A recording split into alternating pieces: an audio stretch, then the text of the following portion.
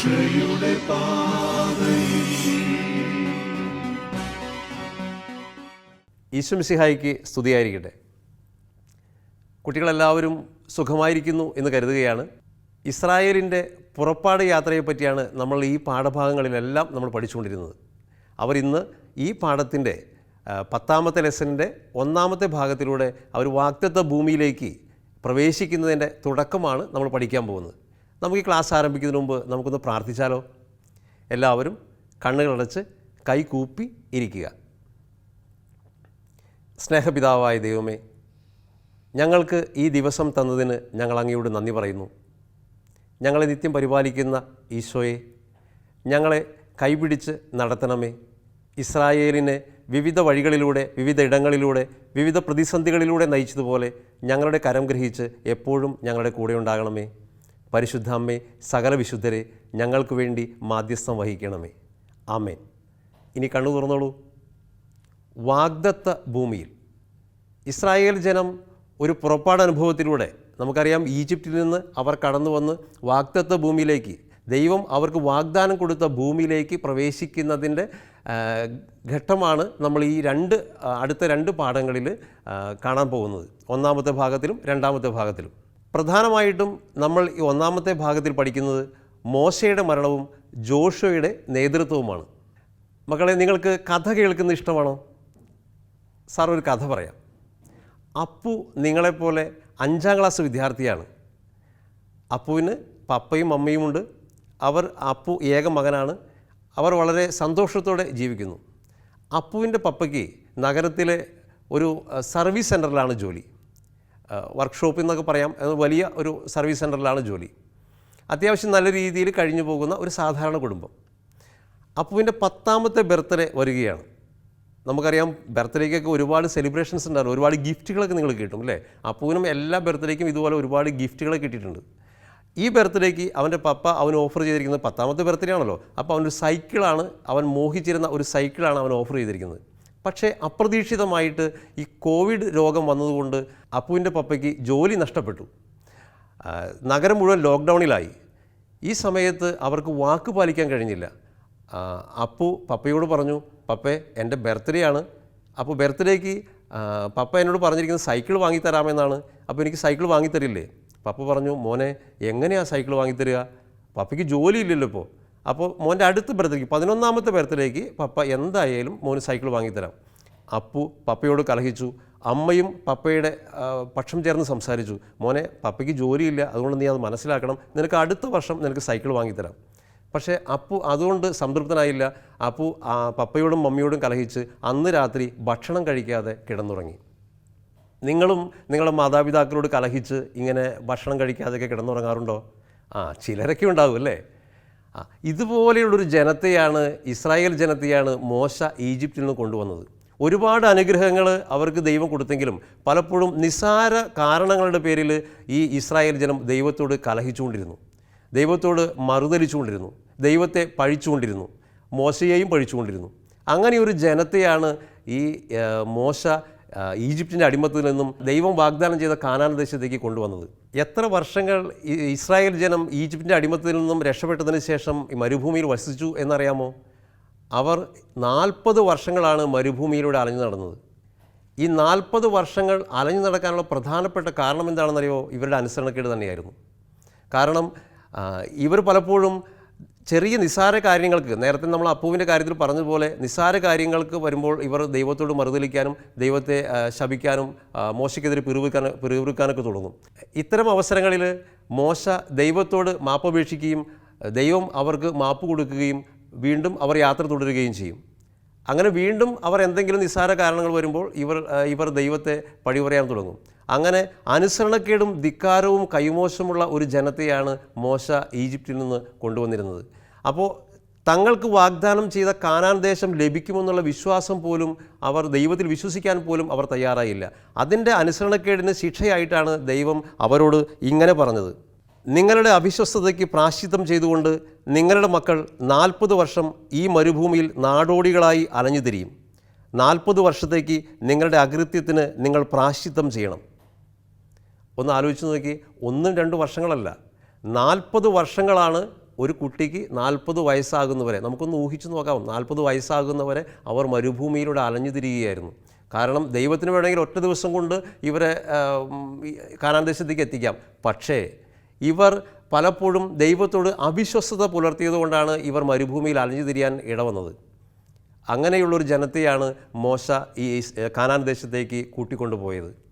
ഇനി നമ്മൾ ഈ പാഠഭാഗത്തിൻ്റെ ഒന്നാമത്തെ പോയിന്റിലേക്ക് വരികയാണ്. ഒന്നാമതായിട്ട് നമ്മൾ മോശയുടെ മരണത്തെ പറ്റിയാണ് നമ്മൾ പഠിക്കുന്നത്. ദൈവത്തെ മുഖാഭിമുഖം കണ്ട് സംസാരിച്ച മറ്റൊരു പ്രവാചകൻ മോശയ്ക്ക് ശേഷം ഉണ്ടായിട്ടില്ല എന്ന് തന്നെ പറയാം. കാരണം നാം പലപ്പോഴും കണ്ടിട്ടുണ്ട്, ജത്രോയുടെ ആടുകളെ മേയ്ക്കുന്ന സമയത്ത് ദൈവം മോശയ്ക്ക് പ്രത്യക്ഷപ്പെടുന്ന മുതൽ പല അവസരങ്ങളിലും ദൈവം മോശയോട് മുഖാഭിമുഖം നിന്ന് സംസാരിച്ചിട്ടുണ്ട്. സീനായി മലയിൽ വെച്ച് കൽപ്പനകൾ കൊടുക്കുന്ന സമയത്തും ദൈവം മുഖാഭിമുഖം നിന്നാണ് മോശയോട് സംസാരിക്കുന്നത്. അപ്പോൾ ദൈവത്തെ മുഖാഭിമുഖം കണ്ട് സംസാരിച്ച മോശയോളം മറ്റാരും തന്നെ ഇസ്രായേലിൻ്റെ ചരിത്രത്തിൽ അടയാളപ്പെടുത്തിയിട്ടില്ല. പക്ഷേ ഈ മോശയ്ക്ക് പോലും കാനാൻ ദേശത്ത് പ്രവേശിക്കാൻ കഴിഞ്ഞില്ല എന്നുള്ളതാണ് സത്യം. മോശ ഇസ്രായേലിന് വേണ്ടി ഒരുപാട് കഷ്ടതകൾ അനുഭവിച്ച മനുഷ്യനാണ്. നമ്മൾ നേരത്തെ പറഞ്ഞതുപോലെ തന്നെ എന്തെങ്കിലും നിസ്സാര കാരണങ്ങൾ വരുമ്പോഴായിരിക്കും ഈ ആളുകൾ, അവർക്ക് വെള്ളമില്ല, കുടിക്കാൻ വെള്ളമില്ല, മരുഭൂമിയിൽ ഭക്ഷിക്കാൻ സൗകര്യമില്ല, അവർക്ക് രാത്രി വഴി നടക്കാൻ കഴിയുന്നില്ല, പകൽ അവർക്ക് പലവിധ അസൗകര്യങ്ങളുണ്ടാകുന്നു. അപ്പോഴൊക്കെ ഈ സമയത്തെല്ലാം ആളുകൾ, ഇസ്രായേൽ ജനം മുഴുവൻ ദൈവത്തെ പഴി പറയാൻ തുടങ്ങും. എന്തിനാണ് ഞങ്ങളെ ഇങ്ങോട്ട് കൊണ്ടുവന്നത്? ഇവിടെ കിടന്ന് മരിക്കാനാണോ നീ ഞങ്ങളെ കൊണ്ടുവന്നത്? മോശയെ ഒരു തവണ കല്ലെറിഞ്ഞ് കൊല്ലാനും വരെ ഇസ്രായേൽ ജനം തയ്യാറായി എന്നുള്ളതാണ് വസ്തുത. ഇങ്ങനെ സകലവിധ തിന്മകളിൽ നിന്നും സകലവിധ പീഡകളിൽ നിന്നും ഇസ്രായേലിനെ രക്ഷിച്ച് അവരെ കാനാൻ ദേശത്തേക്ക് കൊണ്ടുപോയ ഒരു വലിയ നേതാവായിരുന്നു മോശ. പക്ഷേ മോശയ്ക്ക് പോലും കാനാൻ ദേശത്ത് പ്രവേശിക്കാൻ കഴിഞ്ഞില്ല. കാരണം ഒരു ചെറിയ അവിശ്വസ്തത മോശ കാട്ടി. ജെറീക്കോ പട്ടണത്തിൻ്റെ എതിർവശത്തുള്ള നെബോ മലയുടെ മുകളിലേക്ക് മോശയെ വിളിച്ചിട്ട് ദൈവം അവിടെ വെച്ച് മോശയോട് പറഞ്ഞു, നിൻ്റെ സന്തതികൾക്ക് നൽകുമെന്ന് അബ്രാഹത്തോടും ഇസഹാക്കിനോടും യാക്കോബിനോടും ഞാൻ ശപഥം ചെയ്ത ദേശമാണിത്. ഇത് കാണാൻ ഞാൻ നിന്നെ അനുവദിച്ചു, എന്നാൽ നീ ഇതിൽ പ്രവേശിക്കുകയില്ല. ഒന്ന് ആലോചിച്ച് നോക്കൂ. കാനാൻ ദേശത്തേക്ക് കൊണ്ടുപോയ മനുഷ്യന് ഇടയ്ക്ക് വെച്ച് പാതി വഴിയിൽ തൻ്റെ ദൗത്യം അവസാനിപ്പിക്കേണ്ടി വരിക. എത്രയോ സ്വപ്നം കണ്ടിട്ടാണ് 40 വർഷങ്ങൾ മോശ ഈ ജനത്തെ കാനാൻ ദേശത്തേക്ക് കൊണ്ടുപോയത്. പിന്നെ എന്തുകൊണ്ടാണ് മോശയ്ക്ക് അവിടെ പ്രവേശിക്കാൻ കഴിയാതിരുന്നത്? ഒരു ചെറിയ അവിശ്വസ്തത. നമ്മൾ ഈ പുറപ്പാടനുഭവത്തിൻ്റെ ഇടയ്ക്ക് സിൻ മരുഭൂമിയിൽ വെച്ച് ഒരു ചെറിയ സംഭവം ഉണ്ടായി. ഒരു കഥ പോലെ നിങ്ങൾക്കത് കേൾക്കാം. പല അത്ഭുതങ്ങളും അടയാളങ്ങളും പ്രവർത്തിച്ചാണ് ദൈവം ഇസ്രായേലിനെ ഈജിപ്തിൽ നിന്ന് കാനാൻ ദേശത്തേക്ക് കൊണ്ടുപോയത്. ഈ കൊണ്ടുപോകുന്ന വഴിയിൽ സിൻ മരുഭൂമിയിൽ വെച്ച് അവർക്ക് കുടിക്കാൻ വെള്ളമില്ലാത്തൊരവസ്ഥ വന്നു. ഈ സമയത്ത് ആളുകൾ പതിവ് പോലെ മോശയോടും അഹറോനോടും പിറുപിറുക്കാൻ തുടങ്ങി.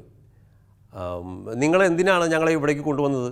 ഞങ്ങൾക്ക് ഈജിപ്റ്റായിരുന്നു ഇതിലും ഭേദം. ഈ വെള്ളമില്ലാത്ത സ്ഥലത്ത് കിടന്ന് മരുഭൂമിയിൽ കിടന്ന് മരിക്കാനാണോ ഞങ്ങളെ കൊണ്ടുവന്നത്? ഇങ്ങനെ പരിതപിക്കാൻ തുടങ്ങിയ സമയത്ത് മോശയും അഹറോനും കൂടെ സമാഗമ കൂടാരത്തിന് മുൻപിൽ ചെന്ന് കമഴ്ന്നു വീണ് ദൈവത്തോട് പ്രാർത്ഥിച്ചു, ദൈവമേ, ഇവർക്ക് കുടിക്കാൻ വെള്ളമില്ല, എന്തു ചെയ്യും? ദൈവം മോശയോടും അഹറോനോടും പറഞ്ഞു, നിങ്ങൾ ഇവരെ ഒരു പാറയുടെ അടുത്തേക്ക് കൊണ്ടു ചെല്ലുക. ഒരു പാറ കാണിച്ചു കൊടുത്തുകൊണ്ട് അവിടേക്ക് കൊണ്ടു ചെല്ലാൻ പറഞ്ഞു. അവിടെ കൊണ്ടുവച്ച് നിൻ്റെ വടിയെടുക്കുക, നിൻ്റെ വടിയെടുത്ത് ഈ പാറയോട് ഇവർക്ക് വെള്ളം കൊടുക്കാൻ ആജ്ഞാപിക്കുക എന്ന് കൽപ്പിച്ചു. ദൈവം പറഞ്ഞത് പ്രകാരം മോശയും അഹറോനും കൂടെ ഈ ജനത്തെ മുഴുവൻ വിളിച്ചുകൂട്ടി ഈ പാറയുടെ മുൻപിൽ ചെന്നു. പാറയുടെ മുൻപിൽ ചെന്ന് നിന്നിട്ട് മോശ ജനത്തോട് പറഞ്ഞു, ധിക്കാരികളെ, ഈ പാറയിൽ നിന്ന് നിങ്ങൾക്ക് ഞാൻ വെള്ളം നൽകണമോ? എന്നിട്ട് മോശ ഈ പാറയിൽ 2 അടി അടിച്ചു. വടി കൊണ്ട് 2 അടി അടിച്ചു. അവിടെ നിന്ന് പാറയിൽ നിന്ന് ധാരാളം വെള്ളമൊഴുകി. ആളുകളും മൃഗങ്ങളും എല്ലാം കുടിച്ച് തൃപ്തരായി, അവർക്ക് സന്തോഷമായി. പക്ഷേ മോശയോട് ദൈവം എന്താ പറഞ്ഞത്? നീ പാറയുടെ മുൻപിൽ ചെന്ന് ആജ്ഞാപിക്കുക, പാറ നിനക്ക് വെള്ളം തരും എന്നാണ് പറഞ്ഞത്. അവിടെ മോശ ചെറിയൊരു അവിശ്വസ്തത കാണിച്ചു. അവൻ പാറയിൽ വടി കൊണ്ട് 2 പ്രാവശ്യം അടിച്ചു. പലപ്പോഴും ഈ വടിയിലൂടെ ഒരുപാട് അത്ഭുതങ്ങൾ ദൈവം പ്രവർത്തിച്ചിട്ടുണ്ട്. നമുക്കറിയാം, ഏറ്റവും ആദ്യം വടി പാമ്പാകുന്ന മുതൽ ഒരുപാട് സംഭവങ്ങൾ നമ്മൾ കാണുന്നുണ്ട്. ഇവിടെ 2 കാര്യങ്ങളായിരിക്കാം ചിലപ്പോൾ മോശയ്ക്ക് സംഭവിച്ചത്. ഒന്ന്, ചിലപ്പോൾ മോശ വിചാരിച്ചിട്ടുണ്ടാവും വടി കൊണ്ട് അടിച്ചില്ല എങ്കിൽ ചിലപ്പോൾ വെള്ളം കിട്ടിയില്ലെങ്കിലോ, അല്ലെങ്കിൽ ഞാനാണ് ഇത് ചെയ്തതെന്ന്, ദൈവമല്ല എൻ്റെ കഴിവ് കൊണ്ടാണ് ഇത് ചെയ്തതെന്ന് ചിന്ത ചിലപ്പോൾ മോശയ്ക്ക് വന്നിട്ടുണ്ടാകാം. ഇങ്ങനെ 2 അനുഭവങ്ങളിലെ മോശ കടന്നു പോയത് കൊണ്ടായിരിക്കാം ചിലപ്പോൾ മോശ ദൈവം പറയാത്ത കാര്യം അവിടെ ചെയ്യുകയും ദൈവത്തിൻ്റെ അപ്രീതിക്ക് പാത്രമാവുകയും ചെയ്തു.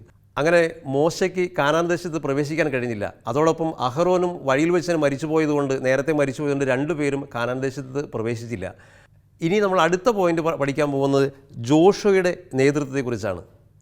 ഇസ്രായേലിൻ്റെ സമുന്നതനായ ഒരു നേതാവായിരുന്നു ജോഷുവ.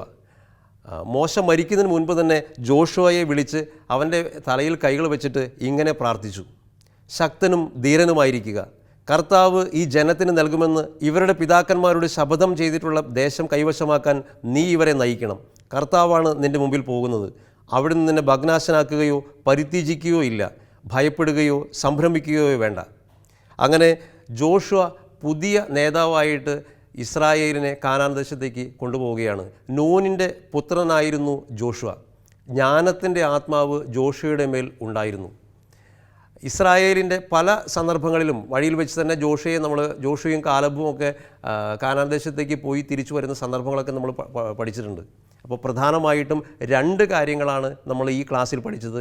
ഒന്ന് മോശയുടെ മരണവും മറ്റൊന്ന് ജോഷുവയുടെ നേതൃത്വവും. ഇനി ജോഷുവയുടെ നേതൃത്വത്തിൽ അവർ കാനാൻ ദേശം കൈവശമാക്കുന്നത് നമുക്ക് അടുത്ത ക്ലാസ്സിൽ നമുക്ക് കാണാം.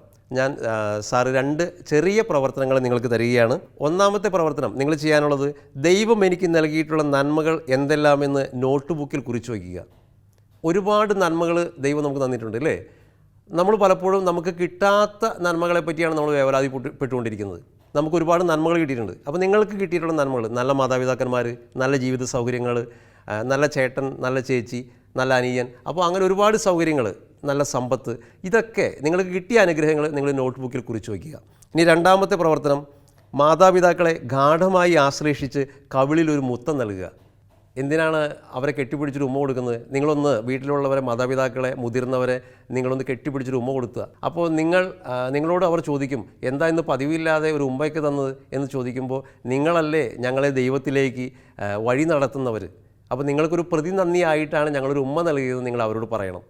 അപ്പോൾ ഈ രണ്ട് പ്രവർത്തനങ്ങൾ നിങ്ങൾ കൃത്യമായിട്ട് ചെയ്യണം. നമുക്ക് ഈ പാഠഭാഗം അവസാനിപ്പിക്കാം. നമുക്കൊന്ന് പ്രാർത്ഥിക്കാം. എല്ലാവരും കണ്ണുകളടച്ച് കരങ്ങളൊന്ന് കൂപ്പാം.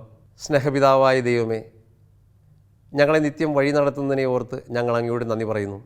ഇസ്രായേലിനെ അവരുടെ വിവിധ അവസ്ഥകളിൽ വഴി നടത്തിയതുപോലെ, അവരുടെ കരം പിടിച്ച് അവരെ വഴി നടത്തിയതുപോലെ ഞങ്ങളെയും ഞങ്ങളുടെ ജീവിത വഴികളിൽ കരം പിടിച്ച് നടത്തണമേ. പരിശുദ്ധ അമ്മേ, സകല വിശുദ്ധരെ ഞങ്ങൾക്ക് വേണ്ടി മധ്യസ്ഥം വഹിക്കണമേ. നിത്യം പിതാവും പുത്രനും പരിശുദ്ധാത്മാവുമായ സർവേശ്വര, ആമേൻ. ഈശോ മിശിഹായ്ക്ക് സ്തുതിയായിരിക്കട്ടെ.